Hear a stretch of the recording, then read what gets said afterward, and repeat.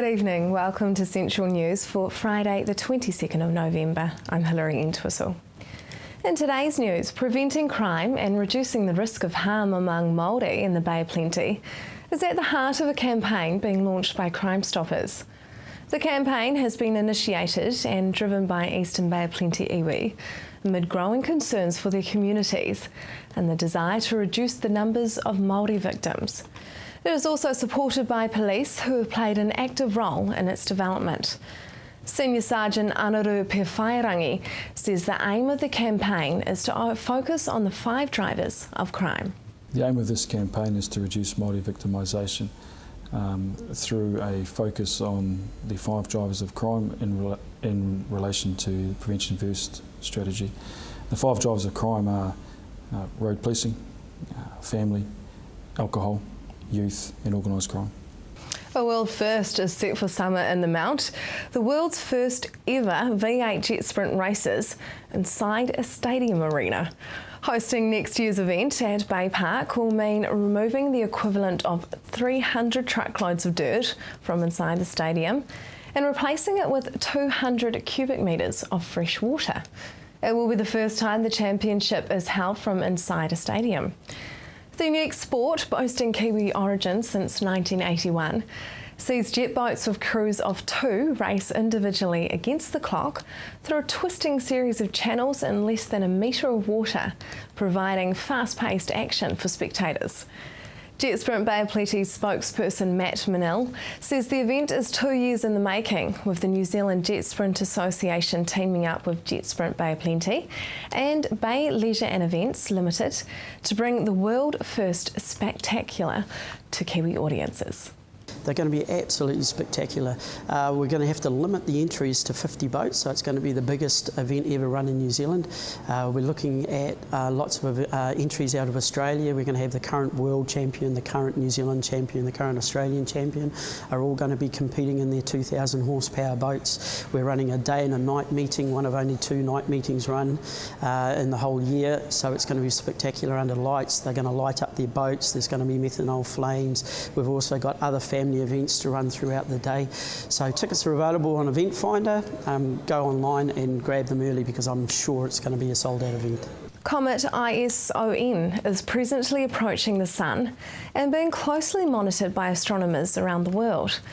The reason for the special interest is that it will pass only 1.165 million kilometres above the solar surface on the 29th of November this year and has the potential to soon become very bright in the twilight sky. Even now, it is being heated by the sun, and this is causing volatile material to evaporate into space, creating a long tail and greatly increasing its total brightness. As it passes the sun, it will be subjected to temperatures estimated to be around 2,800 degrees Celsius.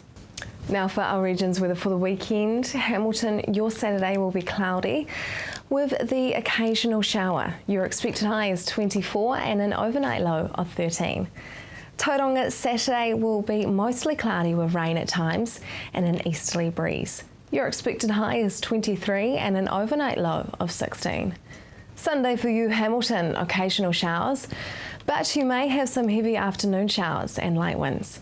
Your expected high is 24 and an overnight low of 13. Sunday, Tauranga is predicted to have the occasional shower with light winds. Your expected high is 23 and an overnight low of 16. Just ahead, future forcing Waikato.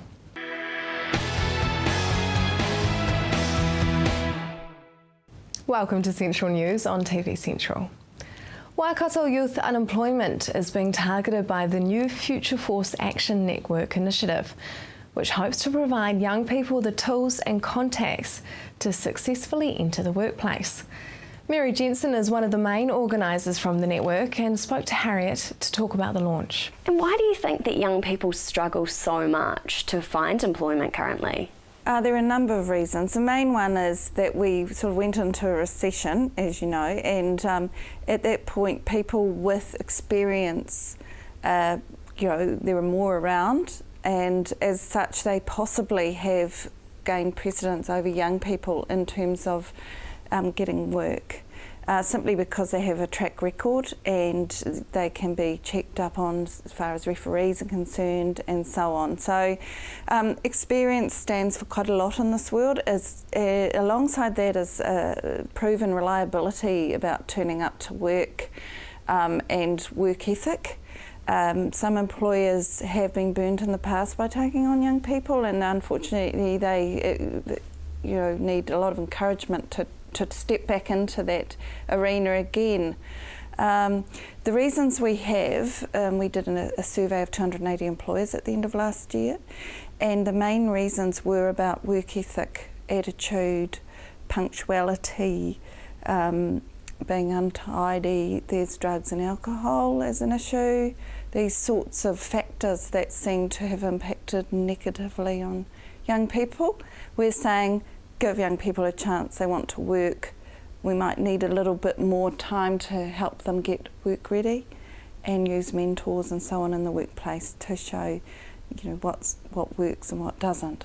Do you think that the Waikato has the potential to become a country leader with this initiative? Absolutely. We've already had interest from other regions, and government departments are very interested in this approach. It's been 18 months in the making. It's innovative. It's captured people's attention. I think it works well with us involved because we're a neutral party. We're not a government organisation. We are neutral across and independent across all areas, such from secondary school, tertiary education, employers, councils, central government, etc. So we are a neutral party. We're not pushing any particular barrow, and I think as such it's seen as a really good generic approach that could be used across New Zealand. So what do those who join the network have access to? We're about to look at another strategic plan around that, but we have a resource ready to go at the moment. It's a quick guide, which is something colourful on hand that shows some tips about how to take on young people, some HR steps, which is great for anybody out there taking on people. And then on a website that links through to it, there is a plethora of resources available which have all been checked by EMA lawyers and so on. So there's sample work experience contracts, there's sample templates of how work experience works best, employer contracts, many different tools that can be used to ensure a successful transition of a young person into the workplace, as well as a whole heap of contacts. And who's funded the network and made it all possible? We're a charitable trust, and we have enjoyed some seed funding from Wintec, the University of Waikato, Well Energy Trust, Stafford Engineering, Te Wānanga o Aotearoa, Ministry of Social Development have come in more recently, Gallagher, Stainless Design, and Vitae have also come in with it towards our event. I hope I haven't forgotten anybody. I think that's the list so far. We want to grow that to move forward, and I hope we've seen some people who've come through as a result of our recent meeting have said, yes, we want to support this. I did forget the D.V. Bryant Trust in that list, but they've all been very, very helpful, and it's great to see everyone supporting this sort of an initiative. Now, can you tell us a bit about the draft economic strategy for the region and how this sort of fits into that? I have an economic development background myself, so I've been most interested in seeing that develop further, and it seems to be going somewhere now again, which is great. I'm part of a workshop this Friday which is on skills and retaining skills and sort of lifting the bar in terms of educational achievement. It's good to see that people are recognised as part of economic development, and this is vital in terms of keeping people here, upskilling, strengthening our workplace, and making sure that we have the capability in our region to grow. And how can young people or employers get involved with what you're doing? Well, it's as simple as emailing us. We're always here to help, and we get back to people immediately. They can go on to our website, either the smartwaikato.co.nz or futureforce.co.nz, and they can access through there. They can join FAN, which is the Future Force Action Network, and enjoy the benefits of that. Coming up next, we look at success in the Bay.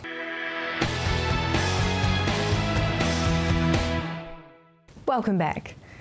Economic Development Agency Priority 1 has released their annual report. I spoke with the CEO to see what has been achieved in promoting innovation in the Western Bay of Plenty. We've got several initiatives underway. One is our co-working space called Ignition, and that works in partnership with another co-working space, Studio 64 in Tauranga. We're at capacity now, and that's within 12 months, so we're looking at expanding Ignition to another site, which will give it street visibility and potentially grow from around about 20 currently to potentially up to 70 entrepreneurs working together in a like-minded sort of environment. We've worked with Enterprise Angels, who are the most active angel investment group in New Zealand, and provided some funding to them, co-funded with them the establishment of a pre-incubation project, and that's rolling out right across the broader Bay of Plenty, so that's been really successful. So there's a number of initiatives underway, and of course our drive to grow tertiary provision here, in particular with the Bay of Plenty Tertiary Partnership, which is the Bay of Plenty Polytechnic, Awaniarangi and University of Waikato, so to grow their presence in Tauranga and across the Western Bay of Plenty, so that that will feed into an innovations cycle, if you like. So a lot of progress made through the year, and some really good stuff coming out of that. How has Priority 1 continued to promote research and development in the Western Bay? Well, again, working with partners, in particular the Bay of Plenty Tertiary Partnership, again, to grow those research areas that are relevant to our region. The really important one to us is the Coastal Marine Field Station, which is University of Waikato in particular, and with the Chair in Coastal Science funded by the Regional Council, and Priority 1 and the Port of Tauranga co-funded the site. And that's trebled its footprint in a year and a half. Clearly a lot of work around the RENA, understanding the impact of RENA, but also increasingly a lot of work with alongside Māori here around natural sciences, and a real growth in that space. So very exciting developments at the field station. We'll see a number of other entities eventually in partnerships evolve from that marine research space in Tauranga. The Titanium project is going from strength to strength. That's the Titanium Industry Development Association. Not that we've done a lot with them, but certainly supported them and advocated alongside them for their growth. And they are rapidly growing in their commercial base, product development base as well. So, and some other initiatives underway around freight logistics, supply chain research and development. So that'll be coming up in the next 18 months or so. And what have you done towards promoting Māori economic development? There's a strategy being developed under the umbrella Bay of Connections, which is the regional economic development strategy, and that's facilitated by the Regional Council here. There's been a number of workshops, one as recent as September, which was one of the final workshops alongside iwi, to understand the key actions from that strategy. So we're, as the Western Bay of Plenty and as Priority 1, waiting for the release of that strategy so we can then develop our action plan for the Western Bay of Plenty that will work in sync with the overall strategy. So really excited about the pending release of the final strategy, and already we're working with board members, in particular Antoine Coffin, who's represents Tauranga Moana iwi on our board, and other iwi around potential opportunities for helping them to achieve their aspirations in economic development. What has been achieved this year with the CBD and town centre?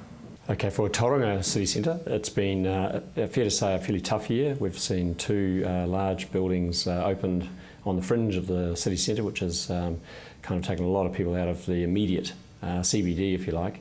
But having said that, there's been a number of projects that have been progressed, and Council in particular are pushing the waterfront development, and that's into, I think, the third stage of about a 10-stage development. And we're seeing quite a lot of activity now on the waterfront with the playground. Our Main Street group in Tauranga has set up a monthly outdoor movie event, and that was hugely successful last weekend, as well as a Friday night market. So those sorts of things. We've got some issues around earthquake strengthening, as every city centre, every town centre has in New Zealand. So we're working through those, and what we will see over the medium to long term are good developments as a consequence of the issues around earthquake. But at the moment it means that businesses are having to be repositioned out of the city centre as those buildings are being retrofitted. I know that Trustpower have expressed strong interest in relocating into the city centre, so that's potentially between 300 and 400 people coming right into the city, which will be fantastic in the next 3 years or so. And I think they're close to making a decision. Tainui continue to work with Tauranga City Council on due diligence for an international hotel, and we await the results of that, and very hopeful that will happen. What has been achieved in the last year towards promoting education and skills in the Western Bay? A lot of activity around that, particularly as we grow the tertiary capability in this region. Priority 1 has a strategic partnership with Education Tauranga, and that's about attracting international students to our secondary schools here and to assist really to grow our presence overseas and overseas markets, and that will feed ultimately into our greater university presence here. So that relationship is strong. We're in the process of assisting them to recruit a CEO for the region for Education Tauranga, and that person will be located in our offices here. Just ahead, diabetes and the epidemic.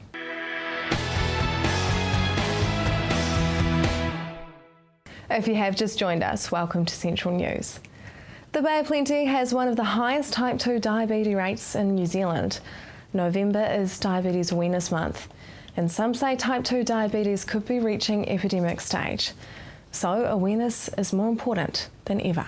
Well, awareness, Hillary, actually is very important here in New Zealand for diabetes. In New Zealand alone, there's over 225,000 diagnosed diabetics, and 50 more are diagnosed each day. And unfortunately here we're starting to see the adult onset type 2 diabetes occurring in our children. So with awareness is prevention, and early diagnosis will limit complications with diabetes. So, I'd like to advocate that people just step up and make sure that they're checking their health. Basically, what happens in the body with diabetes? Okay, so in diabetes, the culprit here is the hormone insulin. Now, insulin is created by your pancreas, and insulin is the transmitter that takes glucose into your cells for energy. And when you're diabetic, like myself, I'm type 1 diabetic, my body doesn't create insulin, so I have to take it manually, so to speak. And so what happens is that we're eating a lot of carbohydrates. Now, carbohydrates reduce themselves to glucose, and glucose is energy for the body. So in diabetes, we're missing that fundamental ability to monitor our insulin. There are 3 different types of diabetes, so what are these? Okay, so you've got type 1 diabetes. That's where your pancreas no longer produces the hormone insulin. So you need to go on an insulin therapy program where you are putting insulin into your body to monitor the glucose.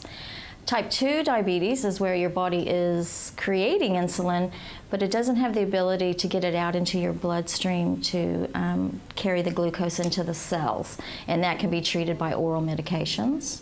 And then there's also gestational diabetes, and that's where you're pregnant, and of course the mother can't produce enough insulin for herself and her fetus, so she may need to go on some sort of insulin therapy as well.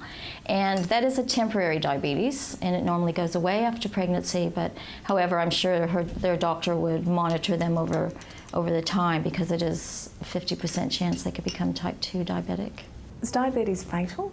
Diabetes itself is not a death sentence. However, it is a life sentence. People don't die from diabetes itself. They die from poor management of their condition. Look at myself. I'm over 50. I was diagnosed when I was 9, and I have no complications. So you have to embrace it and get as much knowledge as you can so that you can live a healthy, happy life. And I would just like to say to parents out there that have type 1 diabetics, I'm living proof that they will get through it, but you've just got to be educated. Does being diagnosed with diabetes mean that you do have to make lifestyle changes? Oh, absolutely. And yes, it's for the better as well. You have to start eating healthy, exercise, everything in moderation. And it's something that your whole family can embrace with you. And we all know that when we're eating right and exercising, You know, everybody feels a lot better. So the main thing is you need to understand carbohydrates. Carbohydrates is what breaks down into glucose. So as soon as you learn about carbohydrates, you're away. What are the symptoms of hypoglycemia? Yeah, that's not the best condition. What's happening here is that because with diabetes we can't regulate our insulin, your blood sugar falls too low, and you start feeling, I call it shaky. I start feeling a bit shaky. I get dizzy. I start to perspire. I can't complete a sentence. And so what I do is I treat it with like jelly beans or Coke. So that's the positive. You get a chance to have sugar. So yeah, but it is scary, and I can understand that. It's just another thing of being prepared. You need to have jelly beans, Coke, something with you to cover those episodes of hypoglycemia. What should the general public know if they see someone in hypoglycemia? Okay. I don't know if you know or not. I guess the best thing here would be ring an ambulance, of course. But what I really want to send a message out to is that tell your friends and your colleagues that you're diabetic. It's nothing to be ashamed of. It's really important. Like the girls here at Heartland Bank, they know all about my diabetes. They know where my jelly bean jar is. They know if I'm having an episode of hypoglycemia, you know, that I'm going to step out the back and look after myself. So tell everyone, keep everyone informed. Does a diagnosis of diabetes mean that you are more at risk of other health problems? Absolutely, but this again is where, you know, take control of your diabetes, look after yourself. Some of the side effects, adverse side effects are blindness, heart attacks, etc. But that, you have control over that condition. So my suggestion is that you just get knowledge and you look after it.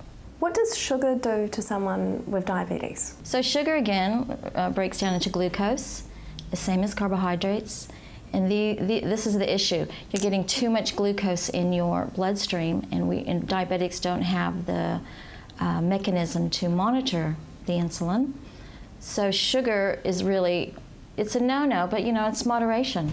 And what does Diabetes Help Tauranga do? We're here, this is my passion, we're here to support people with diabetes.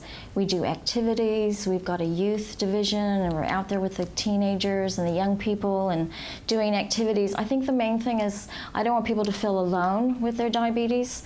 You know, come out and be with us, join our membership. You know, there's advocacy in numbers, and with the membership we can make sure that we're doing the activities.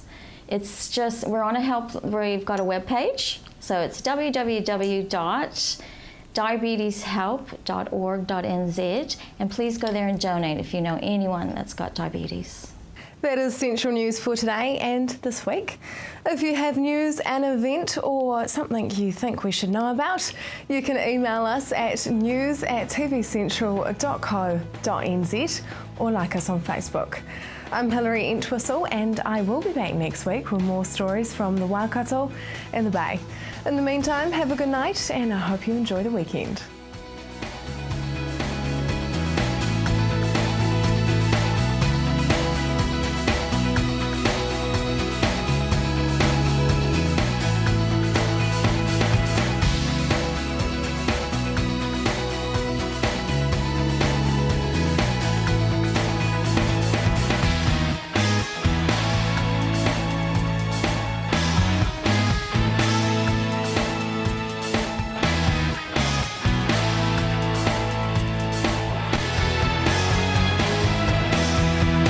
This has been an Alpha Media production, a division of Television Media Group. Supporting local content so you can see more of New Zealand on air.